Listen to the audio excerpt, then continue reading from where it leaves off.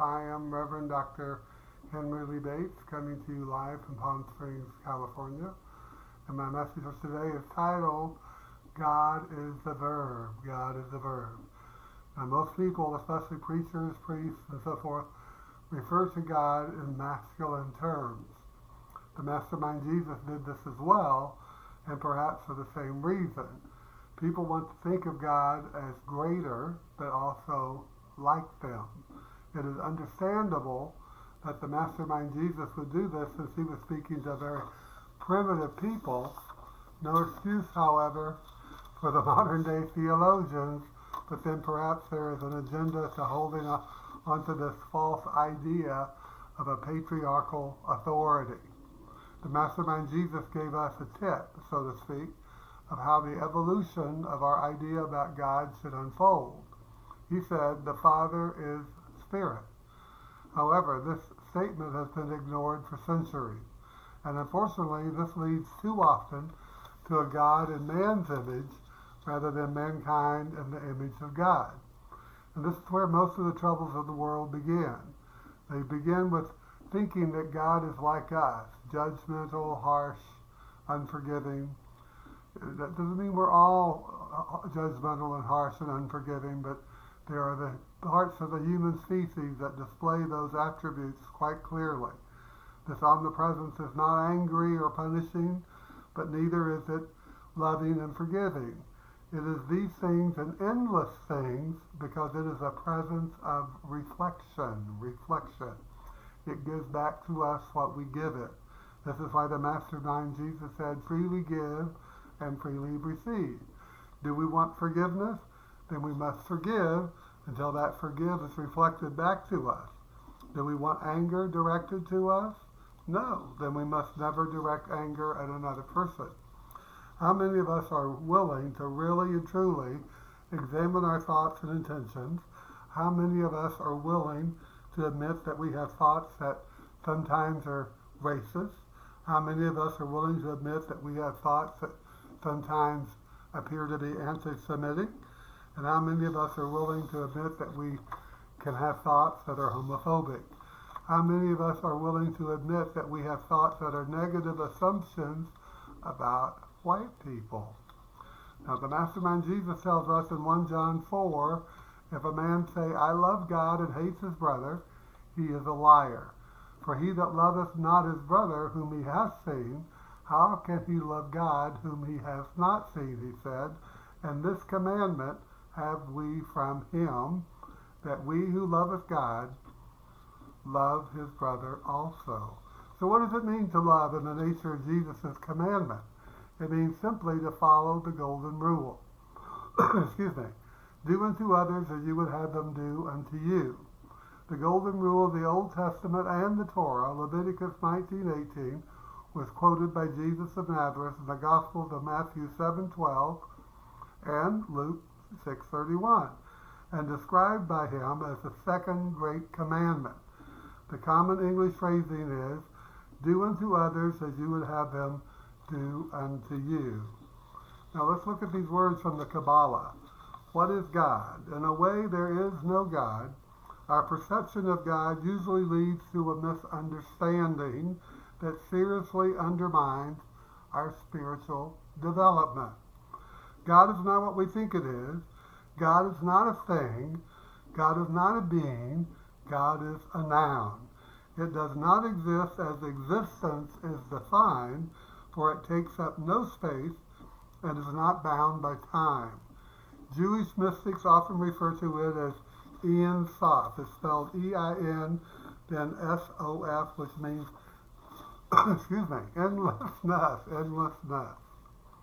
Ein Sof should never be conceptualized in any way. It should not be called Creator, Almighty, Father, Mother, Infinite, the One, Brahma, Buddha Mind, Allah, Elohim, El Shaddai, and it should never be called He. It is none of those names, and it has no gender. Now, the mystery of the origin of the universe has fascinated, that was from Kabbalah, by the way. The mystery of the origin of the universe has fascinated human consciousness from the beginning of recorded history. Mystics teach that there is a universal connection among all things. Modern science agrees. We are seeing evidence of this in the current COVID-19 pandemic. This virus, like gravity, does not discriminate, nor is it blocked by any race, creed, religion, or nationality. We are all vulnerable to its viciousness. I can remember when the AIDS virus was first being spread across the world. People, especially the religious folks, were seeing it as a retribution from God. Not G-D God, but the religious God against homosexuality. Intelligence did not move them in their harsh judgment, nor did the fact that lesbians did not get the disease dissuade them. These were the people the mastermind Jesus was talking to when he said, "For he that loveth not his brother whom he hath seen, how can he love God whom he hath not seen?" Now, hate, my friends, and all its brothers, sisters, and cousins, is a plague upon the human race. It is perpetuated by ignorance, generality, and assumptions. This endlessness that we call God, for lack of a better word, has nothing to do with it, never has, and never will. When you think about this endlessness that is brought out in the Kabbalah, think about the Apostle Paul's statement, "In him we live and move and have our being." In him we live and move and have our being. It's like in the air that we breathe, the air that surrounds us, the oxygen that we take into our lungs, we live in it. So in the air that we breathe, we live and move and have our being. This endlessness that is God's Spirit, God's presence, is similar. We can't see it, we can't draw a picture of it, we can't photograph it. Let's look at what else the Kabbalah has to say. Giving a name to the nameless creates a stumbling block that trips most people. We think if something has a name, it has an identity. And identity comes with attributes. So we think we know something about it, and this is a mistake. For thousands of years, this mistake has become ingrained in the human psyche. The word God suggests an embodiment of something that can be grasped. We have given a name to the unknown and unknowable, and then have spent endless time trying to know it. We try because it has a name, but we must always fail because it is unknowable. Judaism is so concerned about the misunderstanding that it goes to great lengths to avoid naming God. Yet various names seep through because our minds cannot work without symbols. That was from the Kabbalah. Now, our favorite question of mine is, what would we be without the awesomeness of the unknowable God? Emerson wrote that the invariable mark of wisdom is to see the miraculous in the common. This can be our beginning of feeling comfortable with the endlessness and unknowable God. When we get to that level of spiritual awareness, when we don't have to and don't want to know what God thinks, commands, or demands, we can begin to realize that the kingdom of heaven within, that the mastermind Jesus called us to be aware of, is the presence of God within us. That we are part of that presence, that endlessness. The power of life is within us. The power to choose is the most powerful attribute of the nature of mankind.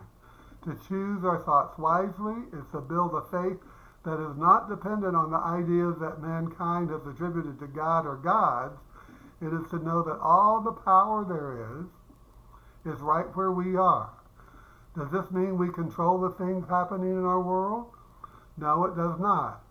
It means, though, and this is the most important thing for us to know, is that we control our reactions to the things that are happening in our world. And that is enough to guarantee us peace and happiness and joy and love. So how do we attain this consciousness that gives us the awesomeness of comfort in knowing the power of life is within us? We attain it through soul searching and silent meditation and spending time alone, especially time alone with nature. And that's our lesson for today. Thank you so much.